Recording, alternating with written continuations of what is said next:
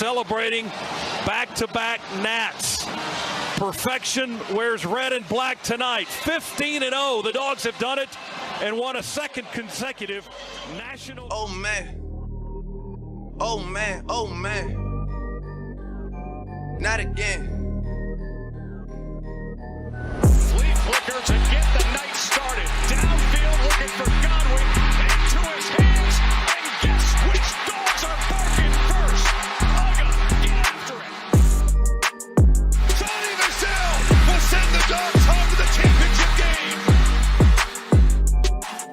And Bobo throws that thing in the end zone and Yes!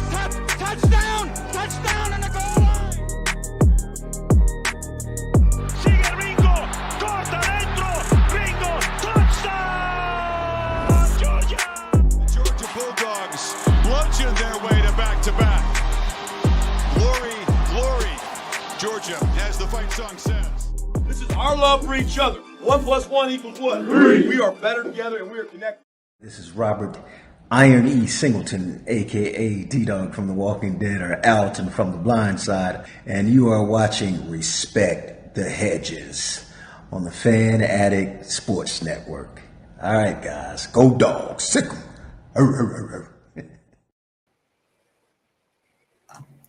What's going on, Dog Nation and Respect the Hedges family? We are in here for another episode of Respect the Hedges, a part of the Fan Addict Sports Network. Hey, man, we're going to go ahead and jump into this thing, man. We got a lot to talk about after this fresh, Longhorn whooping we put on Texas this past weekend. So, as always, y'all know we brought to you by the Tailgate Kings.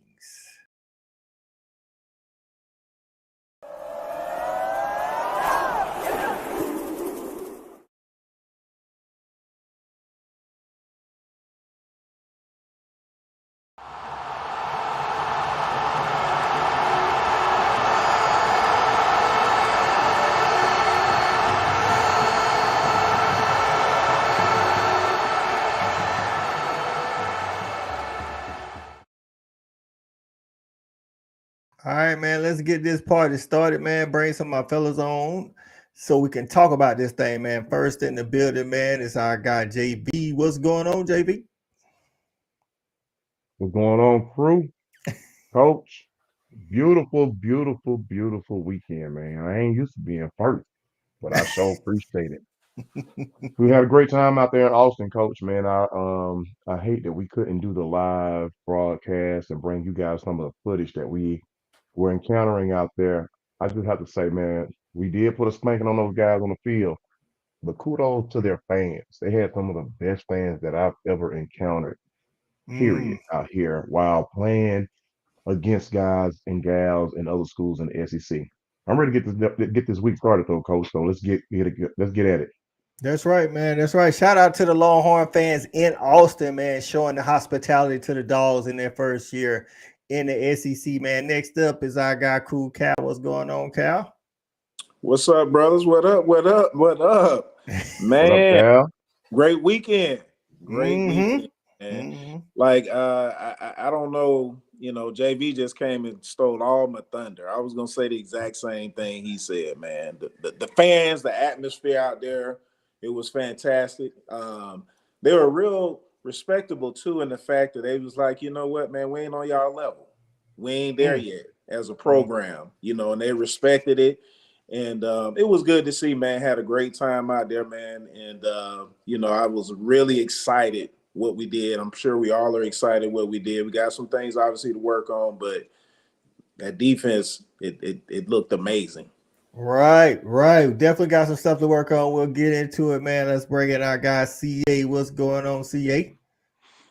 Man, glad to be in the building. I'm about 5 minutes away from the studio, but I had to make sure to check in. Dogs, big time victory in Austin. I was glad to see the fellas having a great time on site, and we had a great time at Creature Conference down there, holding it down in Athens, interacting with the fans, making sure we got all the good dog feedback. But I enjoyed the game more than anything else. I was extremely proud of that performance. I'm sure we'll get in depth on that coming up here soon.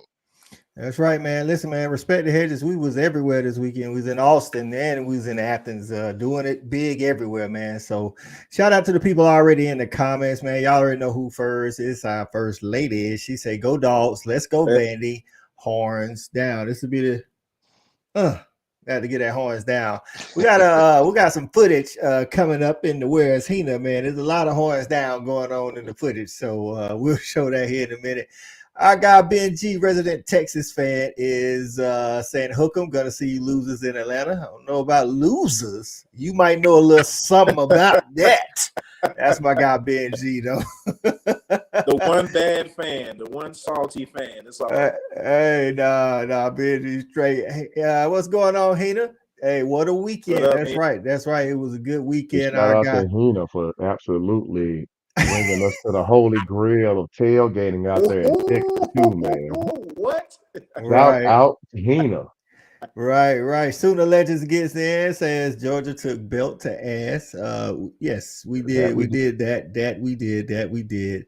Texas fans are a bunch of crybabies, at least the ones on social media. Let's see. Who else in the building? J Dog in the building says, "Boom, down goes number one. Go Dogs. Sick 'em." That's right, J Dog. We appreciate you getting in. Odd Future in here to take his licks. Texas fan.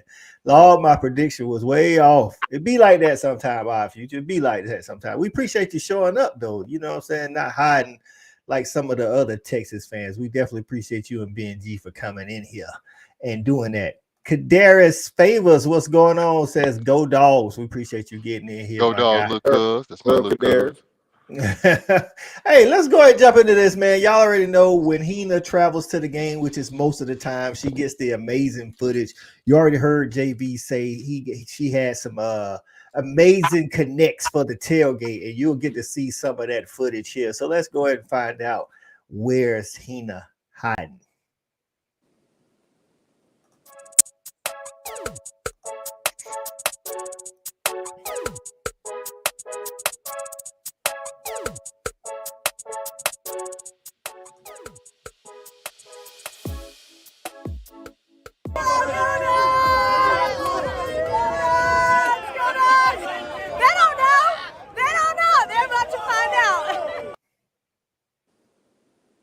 I'm with Pete Hamill here. Respect the Hedges. Got a question for you. What's it going to take for Georgia to win today? Georgia is going to have to stop the run. Okay, thank you. Hey, look who I'm with. Harry Douglas, man. What's up, Respect the Hedges? Harry, I just got one question. Who's fucking winning today? Oh, shit! I'm not going to win. Economy in Jonesboro, Georgia. No! Oh, dude, that's wrong. You did me wrong. Okay, who you got today? What? Y'all doing me wrong. My dogs, come on now. Respect the Hedges. Here we are in Austin. Go Texas! Go Dogs. But wait, look at this sign. Oh my. Oh, he remembers. He remembers. But So wait. I just want to tell you, we went to the Sugar Bowl, and I want to say the Georgia fans are the best fans we've ever played against. That is great so sweet. sweet. Oh my gosh. Very gracious. Very gracious. I love it. See, it's all love. Especially you're in the SEC now. It's all love. All love. Thank Sorry, you. couldn't make it. I guess he wasn't feeling good or something. You know, we didn't need a replay of that right there. Go Dogs.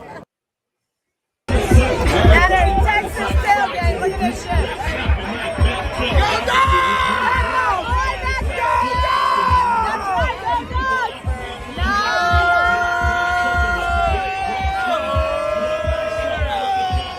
But wait, I got my dog right here. Hey, right there. Yeah, it's crazy out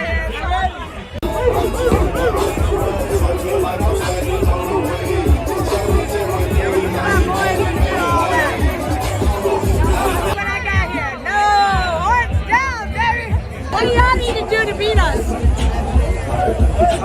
Fucking shut down your fucking defense. Game over. Hey, but wait a minute. You haven't played a real defense yet. Are you scared? Today we're gonna fucking shut him down. They're gonna run away actually. Scatter and fucking go. Come on, no. We got this, right, Shannon? Let's go.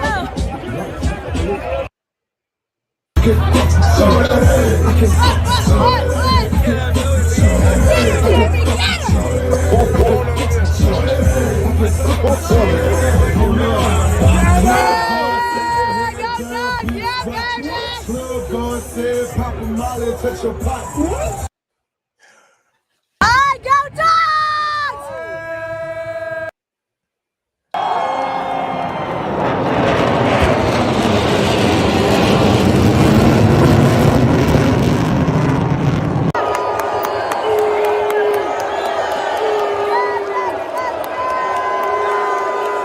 I got my dogs in Texas. Let's go, baby! Yeah, I see you way back there. I see you. Here's KJ. Here's KJ. Okay, KJ. Okay, let's go. Let's go, KJ.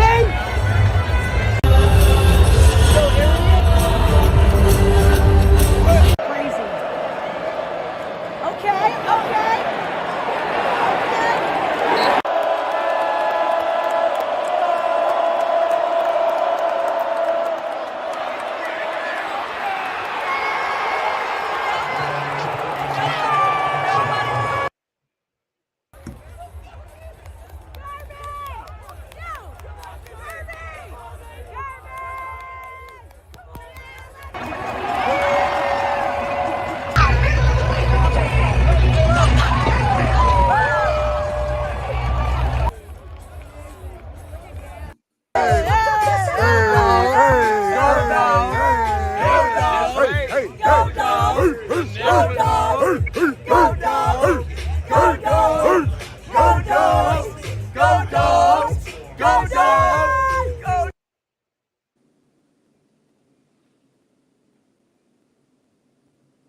All we do is win, win, win, no matter what. Got money on my mind, I can never get enough.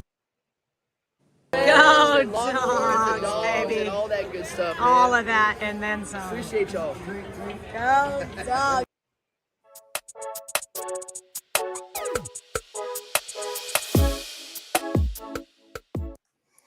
Hina with the fire contest. Shout out to Hina, our own campus correspondent and our tailgate. Listen, man, she's a tailgate titan. She be everywhere.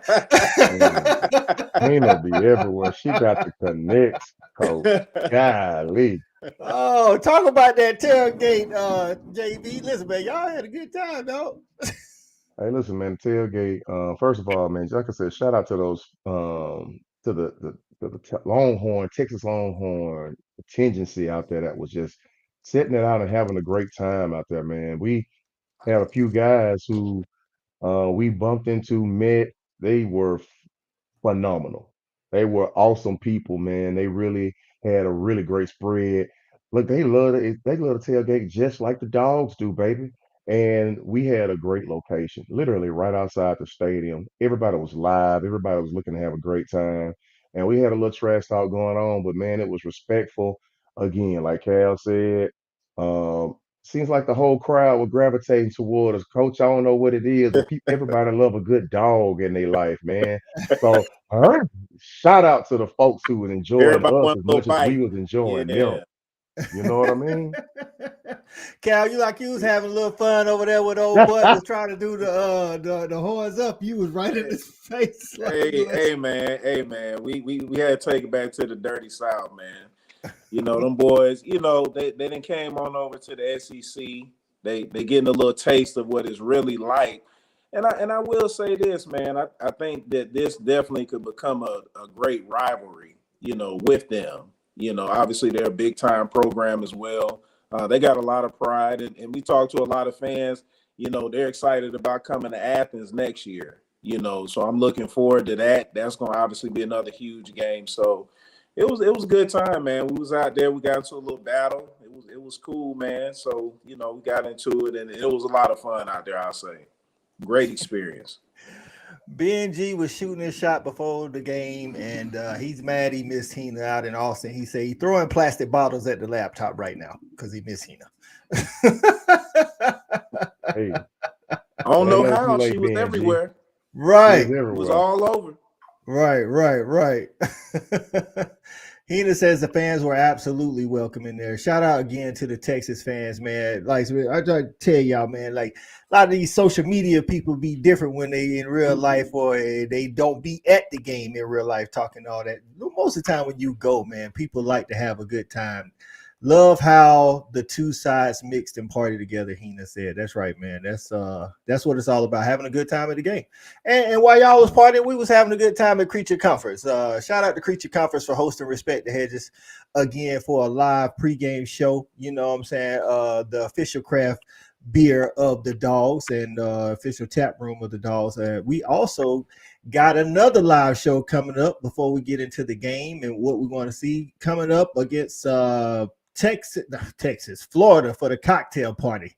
We got us another live show out there. It's gonna be Respect the Hedges. It's gonna be the Tailgate Kings tailgate pregame show. Black girls grilling. Y'all might want, if you're not going to the game, you want to get to Athens for the pregame festivities. It's on November the 2nd, starting at 12 p.m. Eastern Time, 271 West Hancock Avenue, Athens, Georgia. Get there on time and have some fun and stay and party with us, man. That's all I've got to say about that. All right, man. Let's get into it. CA, give me some good takes from Saturday, man. Give me some good takes from Saturday. I mean, the obvious was the defense. You know, the pass rush. Guess what, Georgia? We found it. There's no need to question it. We got players that are ready to attack the passer, get after these quarterbacks on Saturday afternoons, and it couldn't have been a more welcome sight because I think that does exactly what we saw on Saturday. It gives your team a chance to create turnovers, and I think as a championship caliber team, that was the part that was most exciting for me, to see a defense step up on a huge stage in a hostile environment and do some things we hadn't seen before. We talked about this in the pregame show. Are we going to see single high, or will we see more of a two shell to keep, Texas in front of us and prevent the deep pass? Are we going to be plain in our package, or are we going to be creative and try to find ways to blitz? And that Dalen Everett sack and forced fumble and fumble recovery early in the game was a testament to the coaching staff. So I was impressed because it also showed me that the coaches are saving something for every team. And that's what I wanted to make sure of. We're not going to empty the clip for everybody, but we'll have something special for each one of you. And Texas found out that pass rush was going to be the difference. And that's what I want to, tip my cap to. The defense and the pass rush was extremely impressive. I'm with that. Cool Cal, give me something positive, my guy. A little different direction, because you know what, and we all should, man. Carson had a rough game. Yeah, I think he had a rough game. I don't know what it is, with the turnovers, 3. Give us something positive, dog. Give us something positive. I'm gonna give you something positive. Give me a little build up. I got you. Okay. In the third quarter, we was up 23-15. Texas had us on the ropes. We had a 3rd and 10 in our own, I probably say maybe 10, 15-yard line. Carson goes back, throws a strike over the middle to Arian Smith, keeps that drive going, comes back the next play. I think we hit like a 30, 40-yarder to Delp, go right down the field, score, put the game right back out of reach.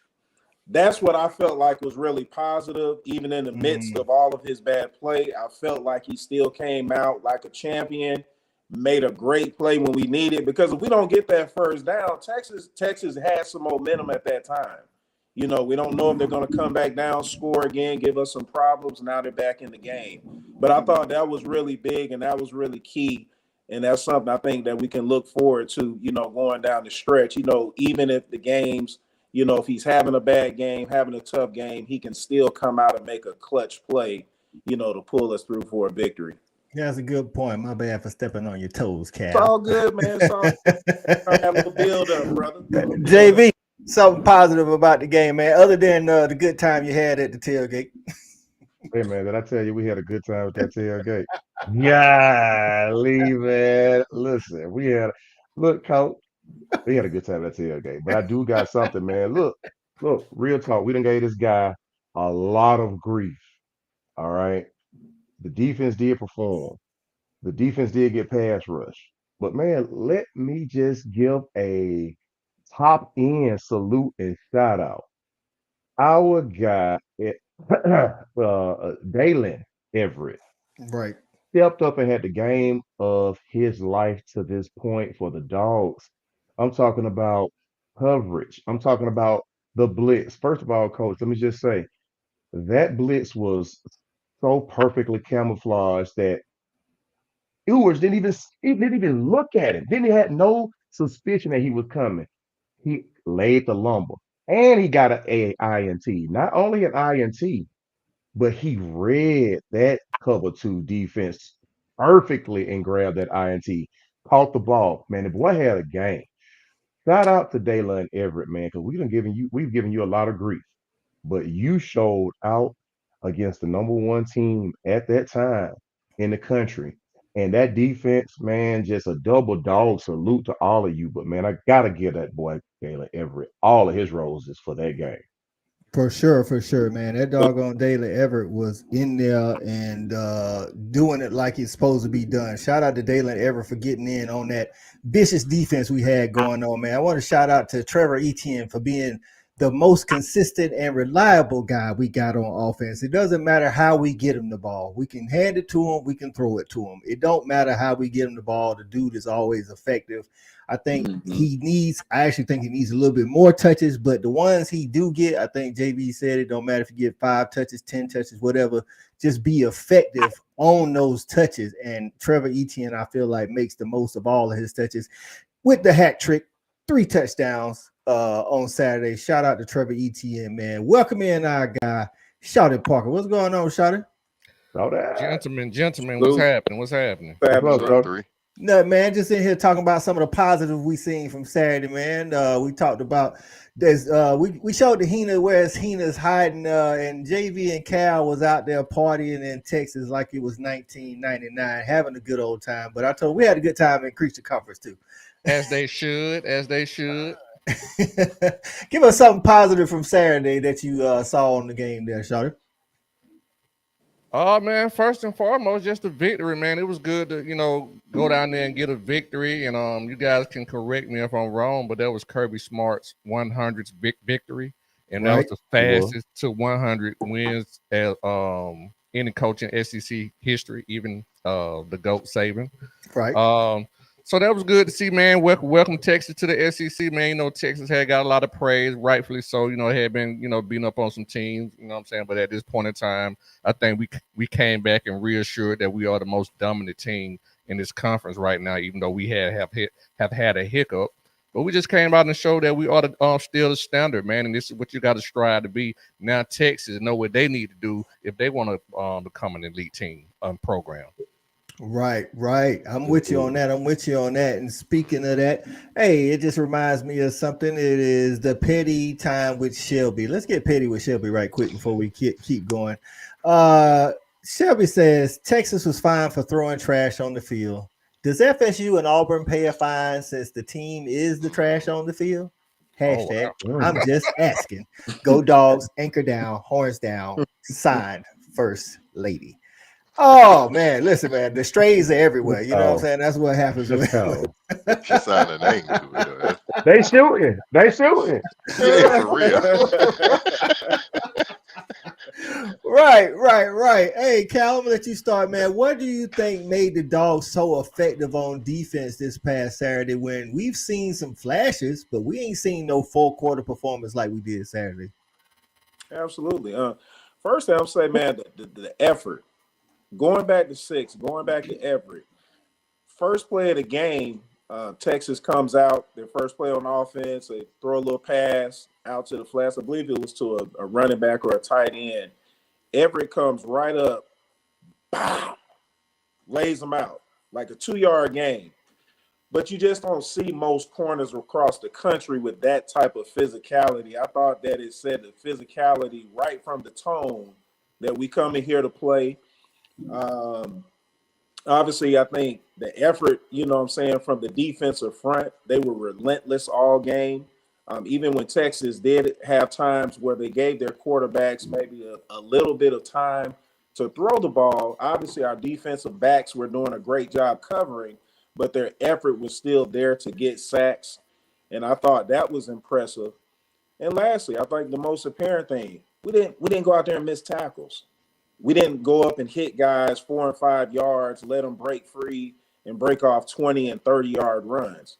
When we came up, we smacked them, hit them in the mouth, we wrapped up, and we played Georgia defense. That was an impressive, as an impressive performance that I've seen, in a long time, considering, who we're playing, a high-powered offense. I think that we were just lights out across the board. I think there's a lot of guys across the board that we could have specifically gave some kudos to, but just overall, defensively, I think the scheme, everything, it looked like dog football out there.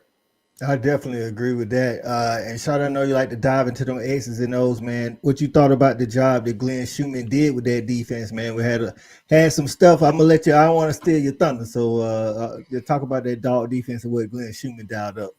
Well, I mean, that's kind of like a great segue because that's where I was kind of heading, man. It was the obvious thing that we saw was the individual effort. I mean, that was just awesome by a lot of guys just having individual effort. But what I was most, impressed with, man, and he said, it looked like Georgia football because we looked like we were prepared. We really looked like we were prepared. There were several plays, especially like on a couple of screen plays I saw where they tried to run, and we was breaking on it as soon as they was coming out of motion. Because every time they go empty from motion, they go to screen, and Everett was breaking up and making a play on the ball. So one thing I said, man, we just looked like we were prepared, and being prepared allowed us to play Georgia football, which is fast and aggressive on defense. So shout out to the defense, man. One thing, I guess I don't know if maybe we was practicing 2 days on Mississippi State, then 3 days on Texas. I don't know what was going on. You know what I mean?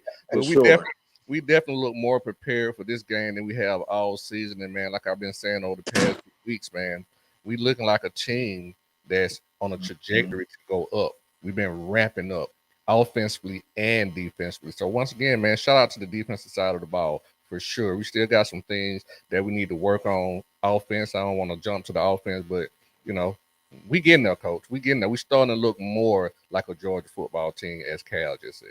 That's right. CA Starks made a comment after the Mississippi State game, basically calling out his own defense. Just kind of speak to like what that leadership from a veteran player does for a defense like that. Taking ownership is everything. You can call your defense out, but you got to point the finger at yourself first. So you can always, you'll get way better reception once you look in the mirror and acknowledge the mistakes you've made and how you can be better. And if you're a great player, if you're a strong leader, then the guys around you will receive that and acknowledge what you have to say as far as how they can improve their own individual play, especially when you guys are in the same room and it's representing the same group. So I was glad to see the secondary. Shout out to E-Rob. He challenged everybody in the secondary as a room. And I think they did make a lot of big plays. I mean, consistently throughout the game. We've already talked about Dalen Everett and the great start he had. Having all those plays early in the first quarter was a great way to get Georgia going as far as creating some momentum. But even when I look at the second half, and we got a couple of guys that got ejected because of some powerful licks. Hey, I can't take away from what they gave me. I like the aggression. I like the attitude. Okay, we might not want to do so much with the crown of the helmet, but I'm not going to fault those guys because I saw my secondary compete. And that was really important to me because I know I got Kirby Smart. We don't have Will Muschamp every day, but the practice has to set a tempo. There has to be a temperature.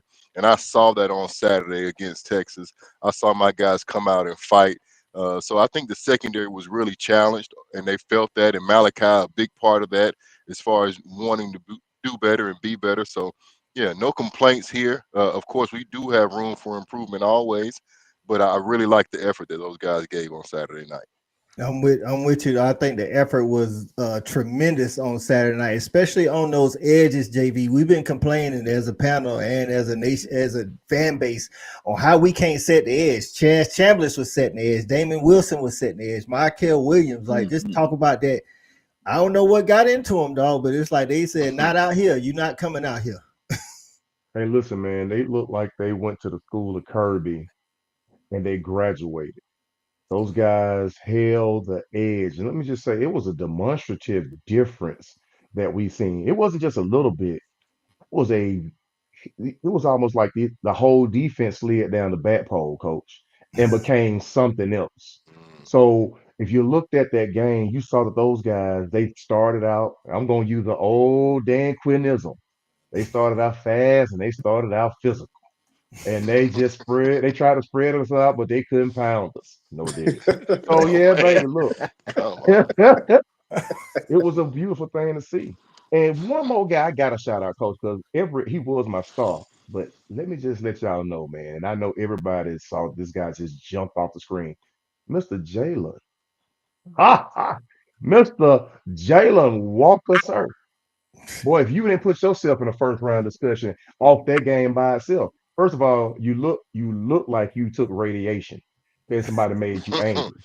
Yeah, But yeah. Lord have mercy, he was out there literally Hulk smashing these guys, man. And yeah, coach, man, listen, the edge guys, kudos to all of you all because what the job you all did on the edges, but also in that middle, coach, those guys were stout in the middle and they would win in one-on-one matchups. Right. Beautiful thing to see. Right. 29 yards rushing. Right, and I think those one-on-one matchups you talk about, JV, allowed our linebackers to free up them guys and make plays. To Corey's point, 29 yards rushing, bruh. That's like, listen, that's natty worthy. You know what I'm saying? That's natty worthy. We can get this offense to catch up to where the defense, because I think Shawty said that we've been kind of on that trajectory, and we need to be on that trajectory on the other side of the ball. But before we go into the criticism, the constructive criticism of the offense, I do want to shout out again Trevor Etienne for being consistent, the consistent guy that he is, and shout out to the O-line. Carson was sacked one time, but for the most part, with Jared Wilson coming back at center, I thought that was a huge thing. Shout out to the first lady. She kind of called right. She kind of called it as the running backs being the players of the game for us, so to say. And I just tagged along with that and said I thought Jared Wilson coming back this weekend was gonna be a huge momentum boost for us, and I think it was. Now, outside of that, we played good at times. Cal pointed out that we had some good drives when we needed to have good drives, but I'm gonna let one of y'all take. So we got three areas to talk about, and I want to get into it. So Cal, I'm gonna let you go in here first, and you get to choose to talk about Beck, Bobo, or the wide receivers. Your choice. Beck, Bobo, or the wide receivers. Pick one. Gotcha. Okay. I'll talk about Beck. I'll talk about Beck. You want me to talk something good about him? I want you to constructive. No. We on the ship. We done talked about the good. We talking about all right. All right. We got to keep it real up in here, Cal. So listen, man. I'll go ahead and say this. We'll start with this. We had a few drops. Some things weren't there clean with the wide receivers. But listen, man, you're a fifth-year senior. You're a 2-year starter on the best program in the country. That's a bad, awful performance at the end of the day to go out there. And think about it this. If Beck just plays an average good game, just an average good game, without the turnovers, maybe one turnover, we beat Texas by probably 30. Like we could have scored into the 40s had he had just an average good game. The way that defense played, we got turnovers, we got sacks. They did everything possible to shut Texas down and gave us every opportunity to blow the game out. We could have been up 30-0 at half instead of 23-0, which is a big difference. So I say that to say, man, he's got to play better. The one thing that I can tip his cap and say is, obviously proven for an Alabama game, no matter how far we get down, there's something that maybe comes alive in him. I don't know if he needs, some sort of, when we go out on the field, he needs to feel like we're down or he's against the wall. I don't know what it is starting the game off. It's really confusing to me with all the experience that he has, and he just seems off on some of the throws. It's a little high, it's low, it's in the dirt. And so he's got to get better. But even if he doesn't, we still have a chance to win the national championship. But if he gets better and gets back to last year's Beck, we're just fine. I'm with that. Shawty, you can choose Beck, Bobo, or the wide receivers, man. Give us your thoughts. Can I just show my time and tap all three? Hey, do it then. All right. So I won't be, like I said, I'm not making any excuses for any victories. Just from the wide receiver standpoint, I thought we played well. We caught the ball well. We got open. We blocked well. I don't really have any problem with what I saw from the wide receiver position. Not, just as a whole. Bobo again. I think I can't lie. I've been a hard critic on Bobo.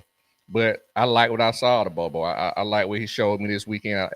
He showed me more of a fortitude to run the ball and stick with the running game. He showed me a nice balance. Only thing I would like to see from him, which I think he's doing, is just, once again, we're talking about ramping up. I would just like to see a little bit more pre-snap motion. I would just like to see a little bit more of that.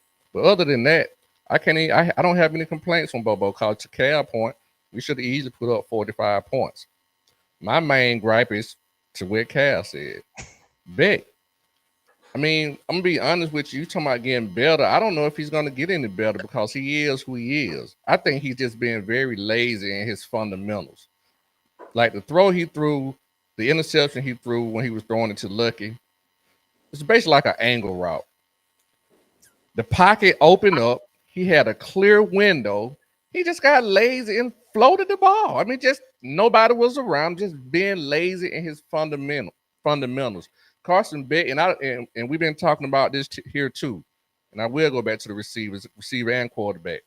I don't know what this Arian Smith experiment is and how long it's supposed to go on. Every time he throw an interception, it got something to do with Arian Smith. And I don't know if Arian Smith has option routes. I don't know if he's just out there doing his own thing. I don't know what Arian Smith and Carson Beck doing. So I don't even know if it's so much Carson Beck sometimes. I really think it'd be Arian Smith doing things that he should not be doing and Carson throwing the ball where he's supposed to throw it. But I'm not in the huddle. I don't know the call. But at this point, I'm sick and tired of that experiment. I like trying to get Evans those touches. Granted, I do know the threat that Smith presents. But let's just get him on straight routes where there's no option. Right. Deep or dig. Just that simple. Deep or dig. 2 D's for him. That's it. No did. You know what I'm saying? That's it. And yeah, man. Other than that, man, I mean, Carson Beck, like I said, I don't know if he can get better at this point. I think he is who he is. He's being very lazy with his fundamentals. And he may be pressing too much. And it may be a situation where we can't come out and want Lambeau Beck. We might have to ease him in because his personality might be where we have always thought. Okay. All right. JV. Beck, Bobo, or the wide receivers. You know what? Listen. I'm gonna pull a shawty on this one. Shout out for the idea. I'm gonna have to touch all of them, but I'm gonna be brief about it. Let me just say this, man. You know what? So the receivers overall, I think we look good. First of all, shout out to that tight end room. I've been hard on those guys, and they absolutely did step up. Didn't have any drops, and I think you can maybe share a little bit of a drop and an overthrow both on that lucky pass because it did hit the hands. I mean, you got to have some strong fingers on that one, but it was a high ball. But overall, man, they did well.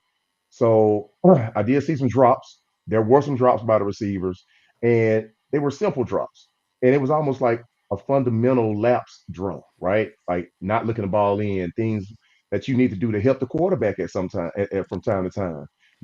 Balls won't always be perfect, but you need to help your quarterback sometimes look better. But overall, they did well. Bobo, I went back and looked at this game, coach, because it was too crunk in that stadium for us to really get a true sense of every play. It was too live. As a matter of fact, it was so live. I think I lost my mind and my voice by like the second quarter, man. It was awesome. But Bobo called a hell of a game. And if not for the fact that we had turned the ball over, all of you guys are right. We would have blown them out, and it wouldn't even been close. It would have been an more embarrassing event for them. So that's that. But when it comes to Beck, listen, he threw 3 interceptions. Actually, it should have been 5 interceptions. Like literally, like it was that close on a couple of them. And so Yeah, I don't know either, man. This is so perplexing that this guy has logged the time that he has, not just even on the field, but you learn a lot when you're sitting there watching. You sit there and watch a guy winning two natties back to back, and some of the things you need to learn is what not to do. You don't throw it into double coverage. I will say that first interception, that was a pretty. I was pissed off at the interception when I first saw it, but on the replay when I went back and watched the game, that was a hell of a play by that safety, that backside safety to come and get that play. They get Hey, that ball. JB, Yeah. listen, I hate talking about it. It pisses me off. Hey, listen, when he came out pre-snap, he had one-on-one backside. He should have been looking backside anyway. He should have been looking front side, and he had the backside post wide open. Hey, listen, I get you. I'm still saying that was a hell of a interception by the backside safety to the guy that he threw it to. Again, I think that I really can't tell you what the problem is, but it seems like once he gets past his 3 INTs per game, he turns into a different person. I just need him to throw those INTs to a DB on our sideline so that our DBs can get a couple touches. He can get the INTs out the way on our sideline, you know what I'm saying, during the game, pre-game, however he want to get it done. And then he come out and be Lambeau Beck that we've seen in the second half of both the Alabama and this game. Man, I just need him to get this together because this guy, I'm all, listen, I don't want to say nothing about the face, but man, I need that face to get more excitement in us. Give me something. He do better for us, Beck, and we will not be stopped. That's the only chink that's holding us back because I think Bobo has to account for what he feels may happen on that side too, while he's calling his plays. So that's what I had to say about it, man. But overall, look, the team did a hellacious job, and that offensive line showed out Saturday. CA. I know you. My bad. And I was just Yeah, into that play, the safety was even shaded to that side. He was shaded to the strong side of the field. He was down there on the right hash. He should have been throwing backside just off the pre-snap read. I'm sorry, CA. Get him, Thad. No, it's too late. Don't do that now. Like both of y'all, I'ma be brief. You know what, Thad? You got me back. Y'all just touched on everything. It ain't no need for me to act like I got something to say. Y'all done ran through my whole little list. You didn't miss it. Shout out to Cool Cal for following direction. Right, right. The two of y'all. Y'all just covered all the bases, boys. I'm gonna be short and I'm gonna be brief, and then just took off. Well, y'all boys sound like Trump. Come on, man. Oh, God. Man. Hey, man, we just got our CA on, man. Let us do Good. Hey, that's why I said I'm gonna get out of the way. I understand now. The passion was there. Right. Anything to add, CA? No, man. You know, Beck, talented but inconsistent with his mechanics. The wide receivers did have drops, and I ain't gonna never give you no pass for that. We good on contested catches, but the easy pass is a problem. And with Bobo, I'm biased. You know, y'all know I like what I saw. It is what it is. We got 30 points. Okay. Hey man, all good points. Let me see if I can pull the JV and the Shorty and touch on No Diddy, all of these three. Wide receivers. I do have a problem with London Humphreys. It's the second time he's tried to catch the ball and keep running. Hey, bro, catch the ball first. Stop trying to run. Catch the ball. That was a crucial second down on that same drive. We called 3 straight pass plays. Mike Bobo, we up 30-15, 10 minutes and 37 seconds left in the game. Salt the game away. Let's give the ball to Trevor Etienne. He's been running all through Texas all night long. So I did have a problem with that. We got a little pass happy. I don't feel like Saturday night called for Carson Beck, who had already thrown 2 picks in the first quarter, to throw the ball 45 times, especially when Etienne is getting 6 yards per carry at times. I mean, the dude was literally just slicing them up like cheese. And then we get in the fourth quarter, like I say, we get a stop and we get the ball back. Again, if London Humphreys doesn't drop the ball, yes, we get a first down. I don't think he should have been in the position to drop the ball in the first place. Like, we got the ball with 10 minutes and 37 seconds left. We threw the ball 3 straight times. It only took 30 seconds off the game clock. Texas gets the ball back. I don't think when you're playing a team like Texas, you want to do that. We used to, under Kirby, do things like that. We get up 2 touchdowns, 3 touchdowns, and then we let them feel the running game. Their offensive line was hunting, and the best way to let the offensive line keep hunting, let them run block. Let them push them boys around, which they was doing all night. That's the plays themselves when he calls them. I don't have a problem with the actual plays. I just felt like we got a little pass happy in a time where our running backs and our run game was actually doing really good, especially with Carson not playing good. Like he was not playing good. And I get we want to try to keep his confidence good. Let's give him the ball, throw it again. Nah, dog. And Carson, hey man, sometimes you got to lead the receiver, bro. Like you don't always have to put it in between the numbers, man. That's why he threw that first interception. Yes, the safety did make a great play. Yes, the safety was leaking down over to the side, but 84 was running a bend route, some deep over route or something like that, and he tried to put it right between the numbers. If he leads him a half to a yard over to the middle of the field, we complete that pass, and he might still be running right now. And Carson's a good enough quarterback that he should know that. He almost threw a pick in the second half doing the same exact thing. Like, dog, you don't always have to put it right between the numbers. Sometimes if the defense is behind them, trust these guys that they can run up under the ball. I don't know what is going on. Him and the girlfriend been posting each other on social media all year. I don't know, man. We'll have to figure that thing out, man, because we're trying to make it to the chip, man, and we can't have Bobo playing like this. I mean, not Bobo bet. Aaron Smith.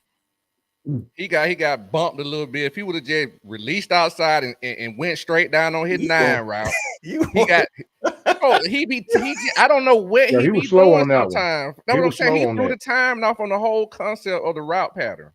Right, and I'm with you. I don't think we should give Arian any options. I think Arian should know his route, and that's his route, regardless of the coverage. You either get the ball or you don't get the ball.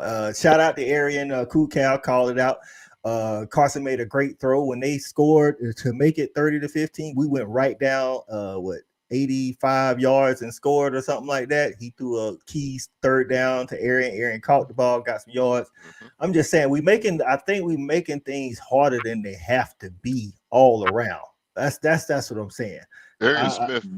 I'm sorry, Coach. Aaron Smith got to be the best practice player on the team. I don't know what the deal is because I've been complaining all year, almost 2 years now. Like I don't know what's going on. I thought he was going in the portal, and I ain't saying no kid should get in the portal, but I'm just saying I don't know why we highlighting when he keep dropping the ball.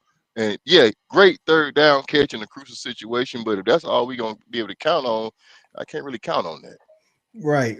And the squib kick, Kirby explained it as our guy kicker hitting the ball the wrong way. He wasn't actually trying to squib it. Again, I don't know what the plan was, but I'm just telling you what Kirby said about the kick. I think it was a squib, but Kirby knows better than me. He's selling it to me. I'm buying it. So hey, that's what. And one last thing on the offense. Listen, man, I don't have no problem on that last time we went for it on 4th and 1 on our own 39. I have no problem with that. I do, however, have a problem trying to get 1 yard in shotgun. We Georgia, man. We RBU. Get up under center, man. We like what we doing out here. At least a pistol. Come on, bro. Like you got to get up under center to get. I don't care what team you are. To be honest with you, I don't care if you the Little League Titans, like whoever you are. Like you need a yard. Get up under center, man, so we can get this yard and move on. Again, don't have a problem with the play call. I had a feeling Kirby was gonna go for it anyway. Go ahead. Why you don't put your 225, 30-pound back in there? Like I'm gonna tell you what, and I ain't mad at it. But obviously, they trust ATN. Frazier clearly is not ready from a mental standpoint when it comes to maybe pass pro and some other things. And it's just like there's no rotation anymore. I mean, Cash got a few snaps, but it's like in ATN, we trust. He must clearly be the one that the coaching staff trusts, and ain't nobody else really up to par. I'll be honest with you, on a consistent basis, there is no better running back that we have than Trevor Etienne. I get that Frazier looks better. He looks more certain, but on a consistent basis, it hasn't been like Etienne. So, I mean, I don't have a problem running Etienne. I just don't want to be in the shotgun running Etienne. Right. So, I mean, shout out to the Dogs for getting the win. But we're going to have to nitpick like we do. We can't have 175 yards as a team that's trying to win a national championship. But it is what it is there. We got a lot of dogs getting in here. I've been trying to show y'all comments, man. I'm gonna try to go back by and give y'all some shout out. Tabitha Barkley, shout out. She said, "Go Dogs." All right, Tabitha. Camilla Toe Harris. He won't get me this time. Nah, we all saw them down in those trashy fans. Hold on. The trashy fan, you talking about the student section. The student section, they was on another one. JV Cal, was y'all close to the student section when they started throwing the bottles? No. Well, I was. Let me just say, because I was in the breezeway that literally right there in the student section. First of all, I'm giving them hell and the attendant, so I'm steady talking trash. I actually had to go get my boys and bring them back over there. But yeah, man, so it was wild, coach. I mean, literally, after you saw that call happen, it was like one bottle, and they realized that bottles could reach the field, and it was a shower from there. It was a shower. Matter of fact, they were trying to compete to see who could get the bottle thrown out there on the field the furthest. I literally asked one of the attendants, I said, "Ain't y'all supposed to control this and kick people out who do this?" He told me, "Hey, listen, man, I ain't here for all that." He said they don't pay me enough. They don't even pay me enough to be over here trying to kick nobody out. But man, listen, they lost their mind. Free ticket to the game, man. Yellow shirt. Right, man. It worked. They got the call reversed. Right, they did a call that was definitely not. It was not pass interference. I know it's a lot of Texas fans. It's not in the comments. It's watching and saying, "Hey, it wasn't pass interference." No, it wasn't pass interference. But that ain't the point. But the point is, when you throw the flag before you get on your PA, you confer with the rest of the refs to figure out what the call is. They did that. And then he got on the PA and he said defensive pass interference. Once you make that call, there is no going back, dog. There is no. But it is. Yep. It's just a bad call at that point. But in hindsight, I'm glad it kind of happened and they reversed the call, because now Texas fans can't be like, "Well, if it wasn't for the bad pass interference, we would have beat y'all." Like, so you got the touchdown anyway, and we still beat y'all by two touchdowns. So, man, look, they got two of our players got kicked out. We literally got 15, 30 yards and penalties on something I don't really feel were penalties, especially when on the one play where the receiver running back had the ball and he literally dipped his head to spear the dude on defense. Like, you don't want a defensive guy to do. The other guy literally gave him the shoulder. Guys, they need to really examine this targeting. I mean, we did have a lot. We gave them a lot of. I think it was just bad officiating. It wasn't even the targeting rule. Well, I think a lot of times they're equating hard hits as targeting. Mm-hmm. You know what I'm saying? Like, just because somebody blows up a player, that's football. You know, I thought they were gonna kick Bowden out. You know, clearly the second one was all shoulder. And like JB said, I mean, what are you supposed to do if somebody's running, he's coming down at you? Like, what are you supposed to do as the defensive player? Right. I would like to know. I think that's been going on since they implemented the rule on all teams, and it just gets worse. I guess it just seems like it gets worse as the time goes on. Shout out to Antonio Moody for getting in, says, "Love my dogs." Also, want to give kudos to Dalen Everett one more time. I know everybody saw the pass interference. First thought I had was, that's what I'm talking about, Dalen. Do not give up a touchdown. You give them 15 yards to live to fight another day. But I want y'all to go back and watch that play, and if they show the replay, slow it down. The Texas receiver literally grabbed Dalen and pulled him towards him as the ball was coming, and that's what caused Dalen to crafty on the right. That's that old veteran stuff, ain't it, CA? Savage. Had a little class with that. I looked at it, I turned my head. I was like, that was hard. Hey, we got receipts from Stephen G and Ben G. I think they on the call, right? Let's see. BNG, yeah, I gave BNG a little hard time at the beginning. Shout out to Darren Williams for getting in. I'm trying to get all y'all. Let's see if Stephen G. I don't think Stephen G done got in here. I know. I don't think Stephen G got in here. Let me see if. And I told both of them they need to be on the call tonight. I told them yesterday on another show. Shout out to Veronica Dillon for getting in. There definitely needs to be an offensive talk. Yes. I think sometimes when you lower your head, sometimes he just needs to be a no call. How about that? Like it's just a hard hit. Right, and it's just football. You know what I'm saying? It's just football. That helmet, shit, let it roll. Let it roll. Let it roll. Like, right, the targeting to the body has gotten out of control. Like, so I like if it ain't helmet. Let's see. Benji said, "Think people overreact to the bottle because the call was reversed." That is part of it. I think another part of it is when that has happened. Me and Benji talked about this. That has happened in the SEC. But during the game when that happened, those teams were flagged at least 15 yards. Like they didn't even flag y'all, no. Like they didn't get nothing. Right. Great point. Own cooking.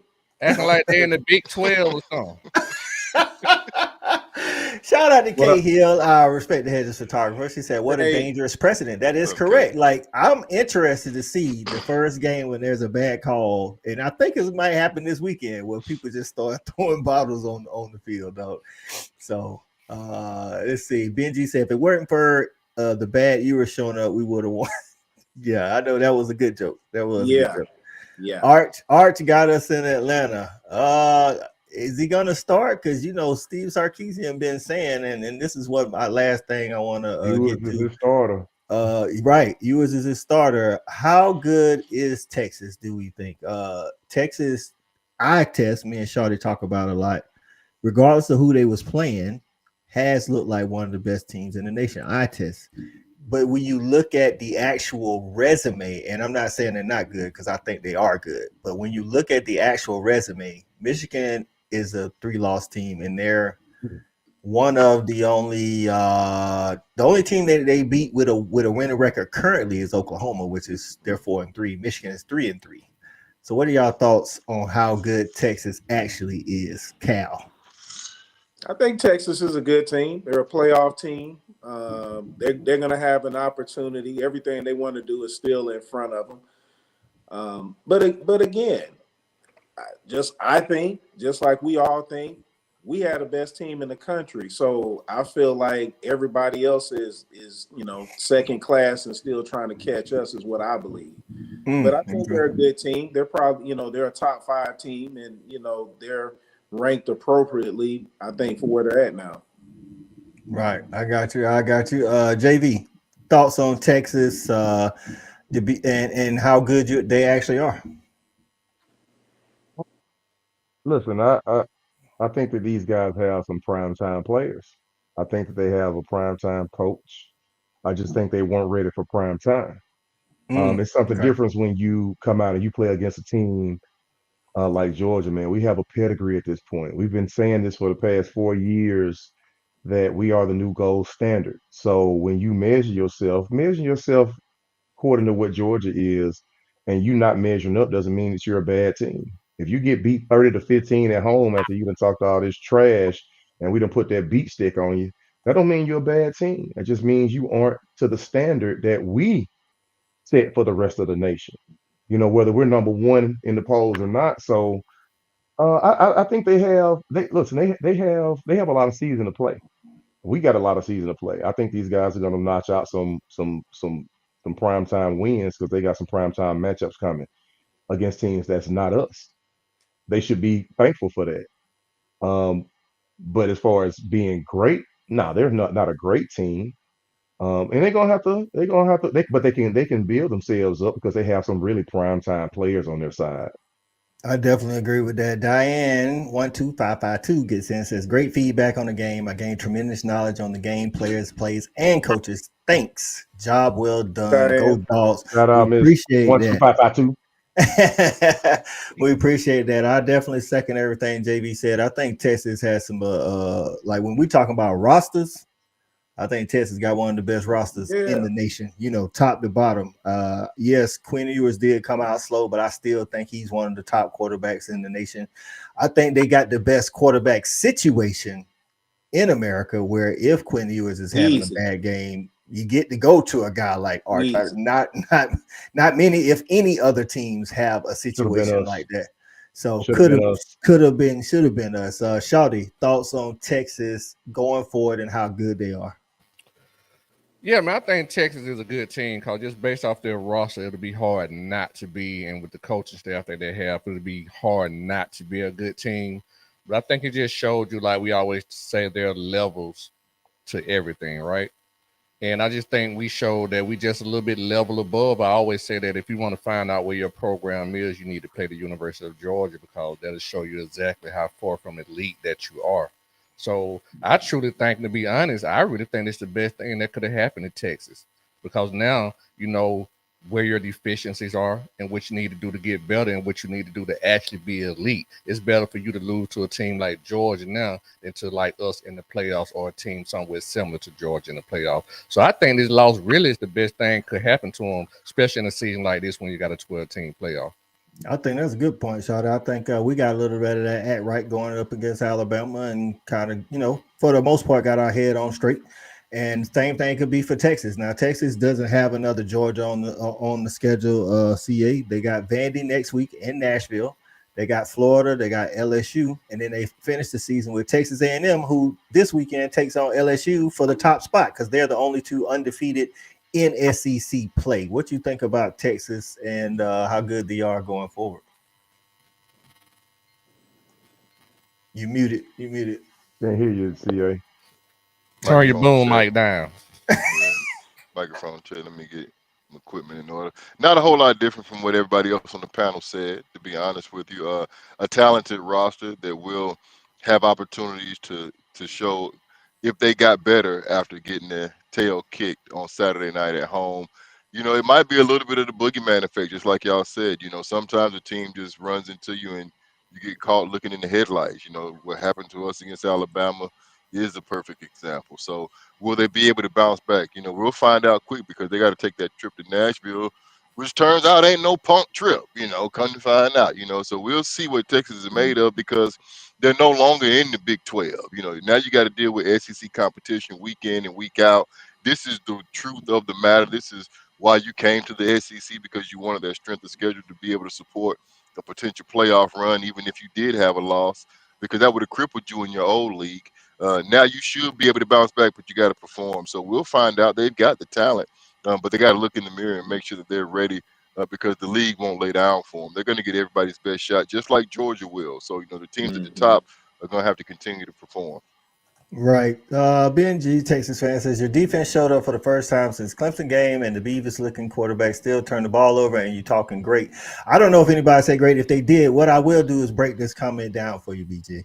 Okay, so I'm pretty sure you think Texas is great, right? And I'm not just saying that Georgia beat Texas makes Georgia great. I don't think Georgia's great right now. I think Georgia can be great. But what Shawty's saying, I don't know if anybody else, but you still, and I think JB mentioned it, we still the measuring stick. We still the measuring stick in college football, and I think everybody knows that. And to Saturday's performance, yes, Carson Beck turned the ball over 3 times. He was 23 for 45, no touchdowns and 3 interceptions, and we still came to Austin and beat you by 2 touchdowns. 2 touchdowns. So if you be quiet. So if you think you're elite, I don't know if you are, but if you think you're elite, what does that say about Georgia that we could play that bad on offense and still beat you that bad? So I think that's a hurt talking in BNG, man. Some fit, it's a meme out there, coach, with a whole bunch of feelings falling off the top shelf, and it just literally landslides a person down to their knees. I think that's where BNG is coming from, because BNG, if you haven't been watching college football for the past, I'm going to say the past 6 years, you see and have seen what UGA is about, and for us to have not had a primetime defense playing for the past few weeks, and for us to come out and destroy the team that you love and may consider to be great, and we do them like we did them, that just lets you know that we can turn this heat up. And when the heat get turned up, then people fold up under it, as we saw Texas fold up under the Dogs. So, hey, look, man, Kirby said we came to eat, and we ate. We ate good, and we ate all day. It was great to see. So Benji, now you were saying y'all was elite before Saturday, though, Benji. Who is good, Benji? Everybody bad. Who good? See, somebody got to be good, right? I know. Speaking of heat, that Bevo steak taste good on that Lambo engine. hurt people. Shout out to J Dog. Right.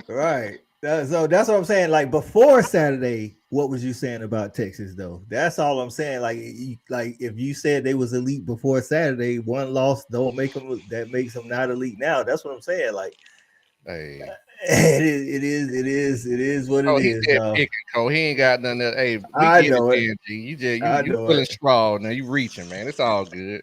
Right. We got one to Take get that on. L. Okay. Hey, Take that.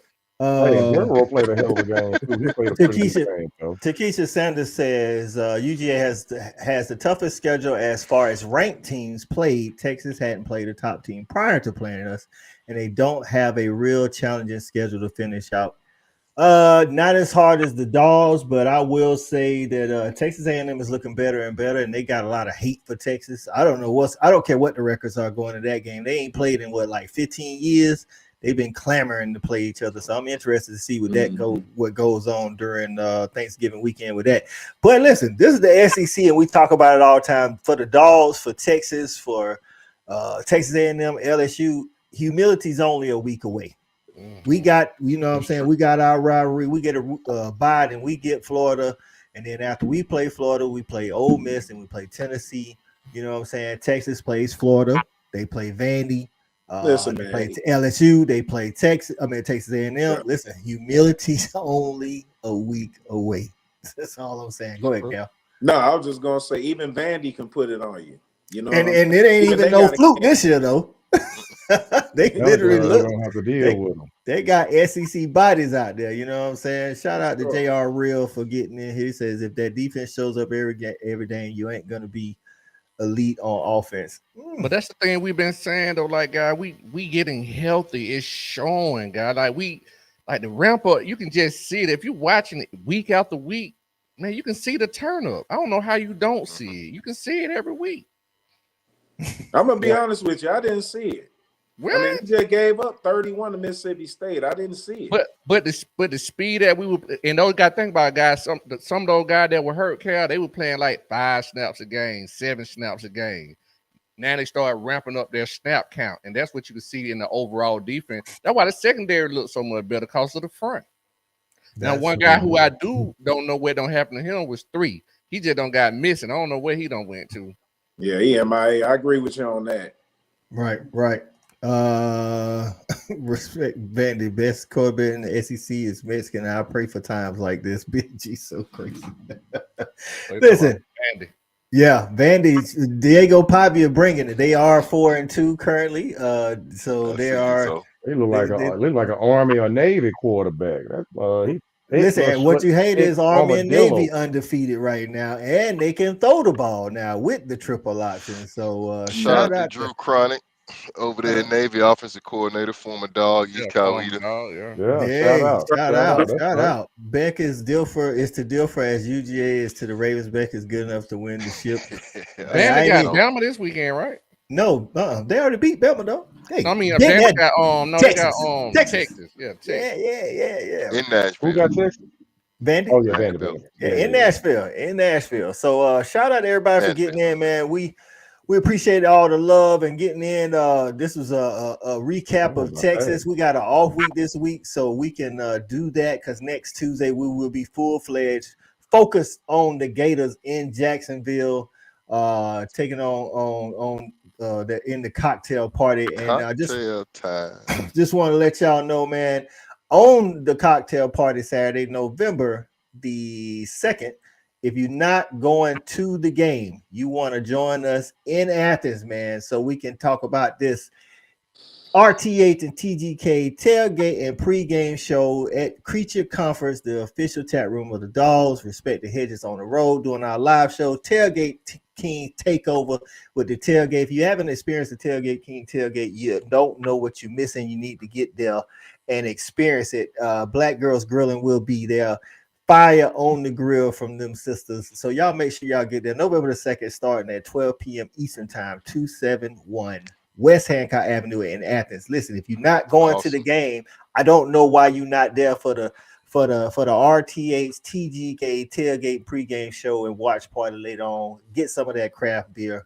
That's how we do it. Like, man, with that said, man, for my guys, JV, Cool Cal, Shawty, CA, And I got E-Rob, who has a lot going on in life right now tonight. Nah, shout out to Shout out to E-Rob. baby girl. Yeah, volleyball game. Right, He busy on daddy duty. Right, on daddy duty, man. I'm your boy, Coach I. As always, respect these hedges, man. We appreciate everybody for getting in. And go Dogs. Go Dogs.